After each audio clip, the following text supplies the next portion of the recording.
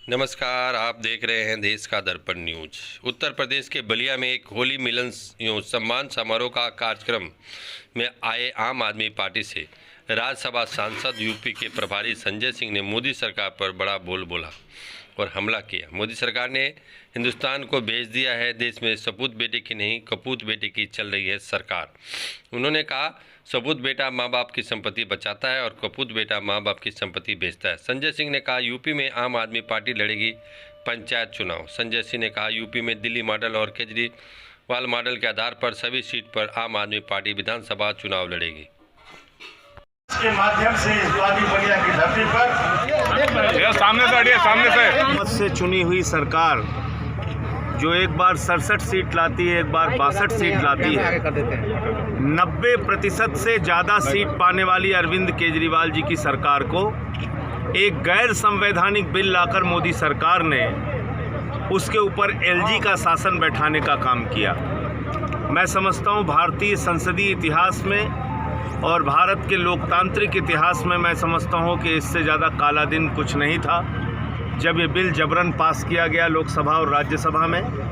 ये पूरी तरीके से गैर संवैधानिक बिल है और एक चुनी हुई सरकार का गला घोटने का काम मोदी सरकार ने किया है। और ये ऐसी परंपरा शुरू कर दी कि जहाँ भी विपक्ष की सरकार होगी, जैसे दिल्ली में कह दिया एलजी मीन्स गवर्नमेंट, कल बंगाल में कह देंगे गवर्नर मीन्स गवर्नमेंट, महाराष्ट्र में कह देंगे गवर्नर मीन्स गवर्नमेंट, तमिलनाडु और केरला में कह देंगे गवर्नर मीन्स गवर्नमेंट। इसका मतलब देश की जनता के मत का, उसके वोट का कोई अधिकार और कोई ताकत उसकी बची नहीं है। तो मैं समझता हूँ कि इसका पूरे देश में विरोध होना चाहिए और तमाम राजनीतिक दलों ने इसका विरोध भी किया।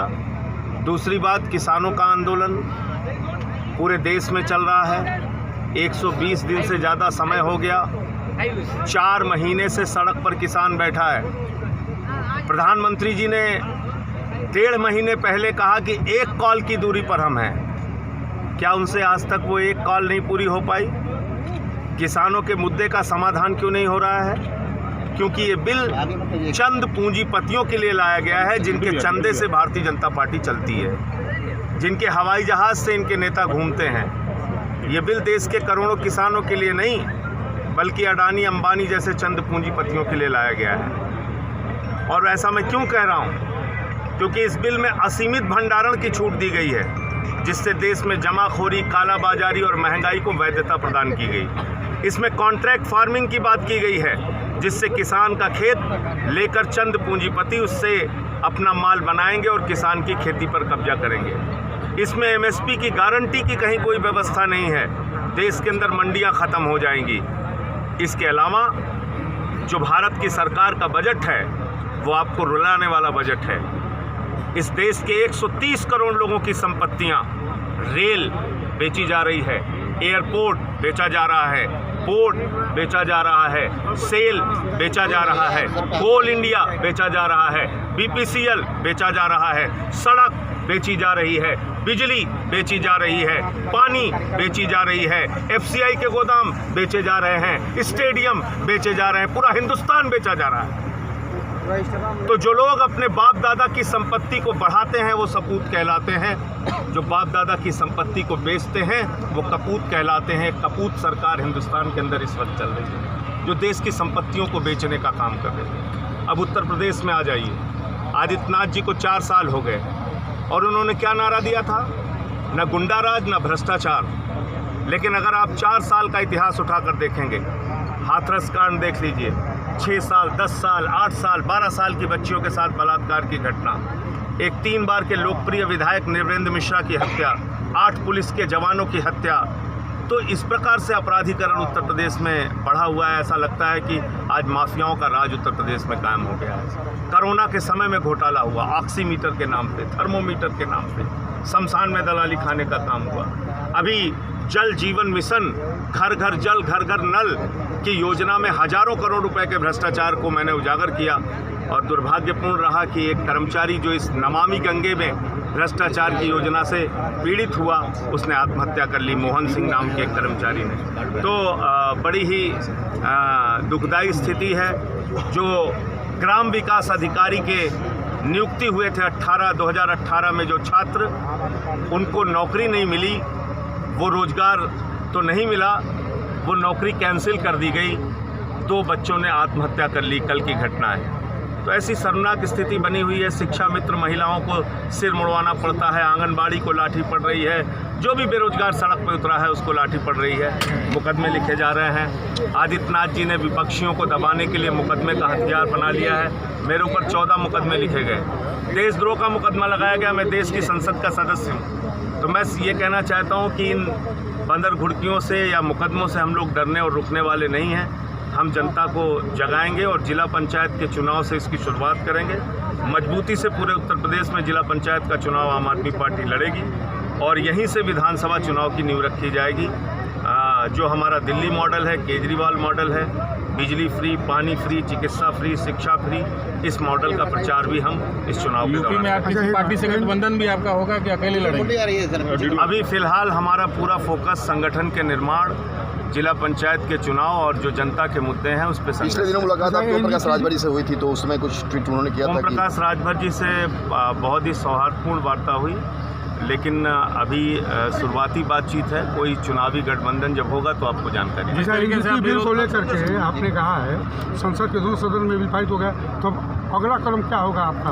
देखिए, इसमें हमारी पार्टी विचार कर रही है कई विकल्पों के ऊपर, और हम लोग उसको तय करने के बाद तब आपको बताएंगे। मुख्यमंत्री जी से मीटिंग हुई है, वो जब तक नोटिफिकेशन हाथ में नहीं आ जाता राष्ट्रपति का, तब तक आप किसी न्यायालय में नहीं जा सकते हैं। तो इसलिए इसकी एक कानूनी बाध्यता है। जब वो आ जाएगा तो वकीलों से, संवैधानिक विधिवताओं से अभी हाँ पूरा चर्चा करने के बाद ही। जिस तरीके से आप आम आदमी पार्टी विरोध कर रही है भाजपा का केंद्र और प्रदेश में, तो क्या आपको लग रहा है कि विपक्ष के अन्य पार्टियों का सहयोग नहीं मिला? मोदी जी ने ये साबित कर दिया कि उनको केजरीवाल मॉडल से और केजरीवाल से डर लगता है। आप एक सरकार जो अच्छा काम कर रही है उसका गला क्यों घोट रहे हैं? विपक्ष के अन्य दल, गुजरात में 27 सीटें हम जीते, उत्तर प्रदेश में हम बढ़ रहे हैं, उत्तराखंड में बढ़ रहे हैं, पंजाब में हमारा सर्वे आ गया कि सरकार बन रही है, तो आपने सरकार ही हमारी ख़त्म कर दी। तो ये तो डेमोक्रेसी के लिए ठीक बात नहीं है। जिस प्रकार से आप उत्तर प्रदेश में मुजफ्फरनगर कांड के आरोपियों 40 मंत्री और विधायक, उनके खिलाफ केस वापस ले लिया सरकार ने। वापस बिल्कुल रास्ते में संगीत सोम मैं देख नहीं पाया हूँ। जिसमें संगीत सोम और उनके राणा अपराधियों को हर हाल में सजा मिलनी चाहिए। वो किसी जाति के हों, किसी धर्म के हों, अपराधी हैं, माफिया हैं, गुंडे हैं। उनको किसी जाति धर्म के चश्मे से नहीं देखा जाना चाहिए। और मुजफ्फरनगर कांड में जो भी लोग दोषी रहे हैं उनको सजा मिलनी चाहिए। एक तरफ सरकार मुकदमे वापस लेना किसी भी ऐसी घटना में जिससे हिंसा हुई हो, दंगे हुए हों, फसाद हुए हों, ये पूरी तरीके से गलत है। अच्छा, आप कहते हैं कि मोदी जी का विकल्प केजरीवाल है। दिल्ली में बना है, रुका भाई, सेम जब कानून जम्मू कश्मीर में बना था तो आपकी पार्टी ने समर्थन किया? कतई नहीं। आप उठा के देखिएगा, हमने हमेशा ये कहा कि यूटी स्टेटस जम्मू कश्मीर के मामले में हम सपोर्ट नहीं करते। 370 का हमने जरूर समर्थन किया था, यूटी स्टेटस का हमने समर्थन नहीं किया। आप कहते हैं कि मोदी जी का विकल्प केजरीवाल ही है। एक तरफ जो है शिवसेना जो है, संजय राउत जो है, दोनों अलग अलग चीज़ हैं। शरद पवार के नाम का समर्थन कर रहे हैं। तो क्या आपको नहीं लगता कि देश का जो मौजूदा राजनीतिक परिदृश्य है उसमें विपक्षी दलों को जो है सशक्त करने के लिए शरद पवार या केजरीवाल किसी एक नेता का चयन होना चाहिए? नहीं, मुझे लगता है कि ये आप देश की जनता के विवेक पर छोड़ दें। और जब आज हर वर्ग दुखी है तो विपक्ष को अपनी भूमिका निभानी चाहिए। और विपक्ष का नेता कौन होगा, आगे कौन बढ़ेगा, ये जनता आपको बताएगी, जनता तय करेगी। अभी प्रधानमंत्री गए हुए हैं, प्रधानमंत्री अभी बांग्लादेश गए हुए हैं। विपक्ष कह रहा है कि बंगाल में चुनाव चल रहा है, हम बहुत बारीक नजर रखे हुए हैं। क्या कहना चाहते हैं आप? बांग्लादेश में जाकर प्रधानमंत्री जी ने इतनी हास्यास्पद टिप्पणी की और बयान दिया है जिसको सुनकर कोई क्लास 10th का बच्चा भी हंसेगा उनके ऊपर। प्रधानमंत्री जी ने क्या कहा? मैं बांग्लादेश की आज़ादी के लिए लड़ा और मुझे गिरफ्तार किया गया। अरे भाई, बांग्लादेश की आज़ादी के लिए भारत की सरकार बांग्लादेश का समर्थन कर रही थी, लड़ाई पाकिस्तान से हो रही थी, तो किसने गिरफ्तार किया? भारत की सरकार तो करेगी नहीं क्योंकि वो उनके समर्थन में थी। तो पाकिस्तान ने गिरफ्तार किया था क्या मोदी जी को? ये उनको बताना चाहिए। ऐसे हास्यास्पद टिप्पणी करके कभी आप कहते हो नाले के गैस से चाय बना लो, कभी आप कहते हो कि हम तो 125 करोड़ लोगों को घर की चाबी बांट चुके, कभी कहते हो संत कबीर, बाबा गोरखनाथ, बाबा गुरु नानक देव की एक साथ मीटिंग हुई थी, कभी कहते हो सिकंदर जब पटना में आया था तो बिहारियों ने मार के भगाया था। अब सिकंदर कभी पटना गया ही नहीं, बिहार में घुसा ही नहीं। तो प्रधानमंत्री जी पता नहीं कहाँ से ऐसी बंगाल चुनाव के दौरान मथुरा समुदाय को जिस तरीके से उन्होंने खास तवज्जो दिया, जबरदस्त विरोध हुआ है कल, आप पता कीजिए उसकी रिपोर्ट। किस तरीके से आप देखते हैं बंगाल चुनाव के मद्देनजर प्रधानमंत्री की कोई फायदा नहीं होने वाला है। बंगाल में बुरी तरीके से भारतीय जनता पार्टी पराजित। सर एक अहम सवाल, बस लास्ट अहम सवाल सर, देश में कोरोना बहुत तेजी से फैल रहा है, दिल्ली में भी बेकाबू है स्थिति, क्या आपको लगता है कि दिल्ली में भी लॉकडाउन होगा क्या? इसका परीक्षण करना चाहिए कि क्यों दोबारा इस तरह से कोरोना बढ़ रहा है, क्योंकि मुझे लगता है कि नए स्ट्रेन ना हो इसकी वजह से बढ़ रहा होगा, क्योंकि इतनी बड़ी मार हिंदुस्तान ने आर्थिक बदहाली की, बेरोजगारी की, लोगों के आत्महत्या की झेली है। तो मुझे लगता है कि अब इसके बारे में एक कायदे से परीक्षण करके और तब पता करना चाहिए। मोदी जी का वैक्सीन काम कर रहा है क्या? मोदी जी का वैक्सीन, अब हम वैक्सीन का विरोध नहीं कर सकते जी, वैक्सीन ठीक है, सबको लगना चाहिए, अच्छी बात है। काम कर रहा है कि नहीं कर रहा है वो तो जो लोग लगवा रहे हैं वही बता सकते। लेकिन सर दिल्ली में लोगों ने विरोध किया था कि आप बलिया में नहीं लगवाएंगे, सर आप खुद भी मास्क नहीं लगाए और आपके बहुत सारे कार्यकर्ता भी नहीं लगाए हैं, तो क्या यूपी और दिल्ली में अंतर है क्या? ऐसा नहीं, कोरोना को लेकर ऐसा नहीं है कहीं पे। मेरा ये कहना है कि आप मास्क को भी, आपसे भी बातचीत करते हैं, आप ही लोग कहते हैं भाई मास्क उतार लीजिए, तब बोलिए।